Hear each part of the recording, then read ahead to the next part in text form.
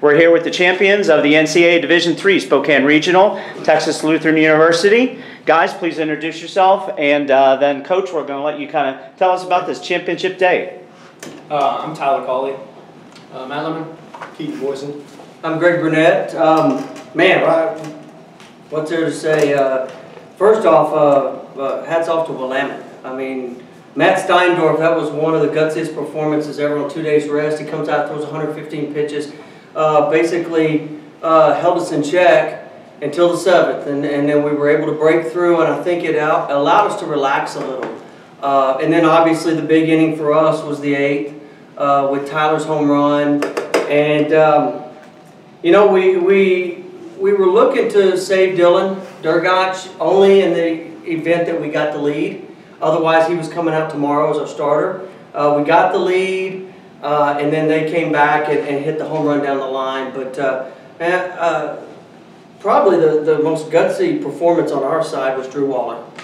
You know, there was a lot of emotions. Dylan had a lot of emotions going into that inning. I think he was a little exhausted and walked 3 guys, which is really uncharacteristic for him. And then Drew came in with the bases loaded and 1 out, and he had the fly ball to Tyler, and then the foul pop-up. And at that point, I just felt like something big was about to happen, and it did, and then Keaton got the big hit. So It was 2 hits through 6 innings. Yeah.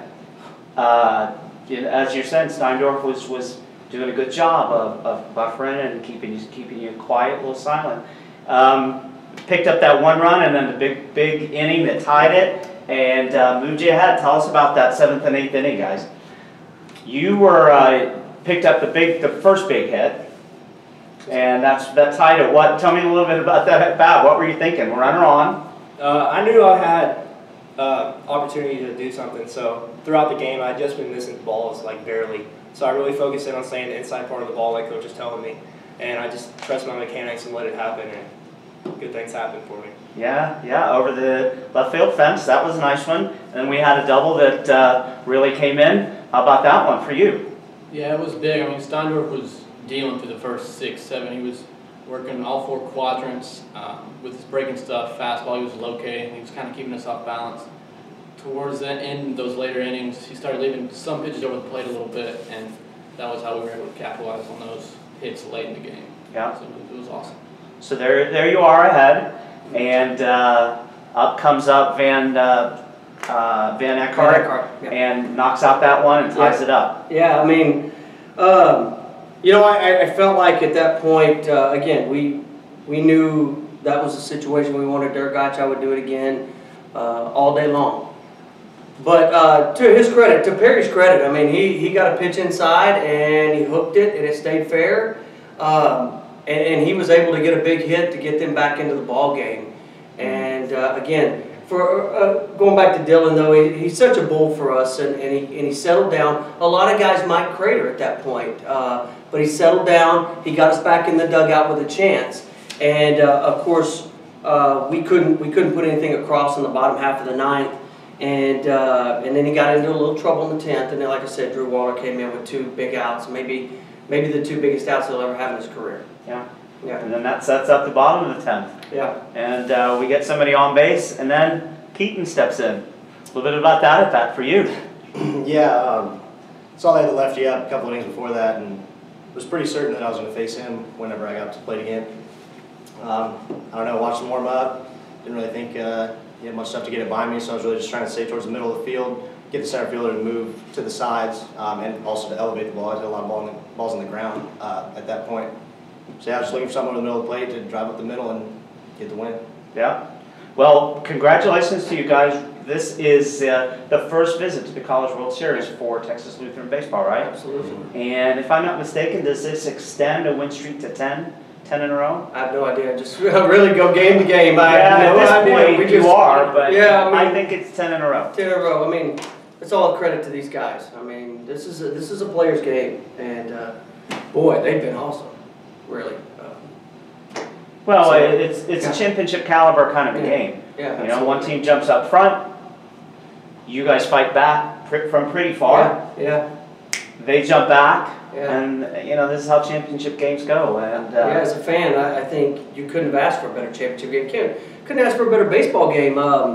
Gosh, I mean the ebbs and flows, and again, they're in the sixth. After the bottom of the sixth, it seemed like they were in control. It didn't seem like it. They were in complete control. But I really felt like if we could just score one, just get us on the board one time, and then Riley hit the double, Schaefer hit the double that was big, and slid around the tag, and it was a great play for us, great momentum play, and he's been making those plays all year. And when we did that, I felt like we had a chance. We just needed to get to the ninth and keep the score as it was. And look, I can't say enough about the guys we pitched before. Zach Perry, true freshman. Zach wasn't even healthy for us this fall, and so we didn't see him until the spring and figure out. We knew he was going to be a good pitcher for us. We just didn't know at what extent. And then a couple of guys, Clint John started. Clint. He settled down after the first inning, but he was a little elevated in the first inning. And then Cade Killingsworth came in and I had a conversation with Cade about a week ago, and I said, man, game comes back to those that work at it, and it can come back to you. And if it comes back to you in the regional, it's going to be big, and it was. And he really kind of settled us down a little bit and allowed us to get back in it. Yep.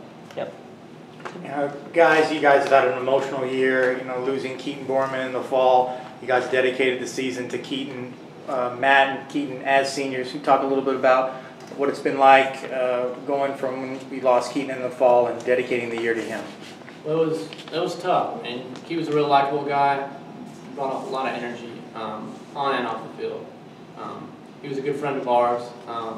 So, we took the news hard when we heard what happened, but I mean, we kind of took a step back, as a team, us seniors together with all the other guys, and we had a feeling that we could do something special with him watching down, on us, and it's a surreal feeling to be able to be sitting right here, and it's just come a long way, and we're super proud, and we're not done yet, but so at the same time we're ready to get going, but it feels good right now. Thanks, man. Coach and guys. Last two national champions have come from this regional. Absolutely. It's not pressure. I think it's not putting any pressure on it, but it shows the strength. And do you have an idea that maybe people are going to be looking? Gosh, TLU, are they going to do it again? No, I don't think I'm concerned about that, but I think it speaks a lot to the West region. And without going too far, I've been on the Regional Advisory Committee for 6 years, 3 in one conference. I took a break, and then 3 in the SCAC when we moved over, Southern Collegiate Athletic Conference. Look, we think we have pretty good baseball over here, and we usually we're lucky to get 6 teams in a regional.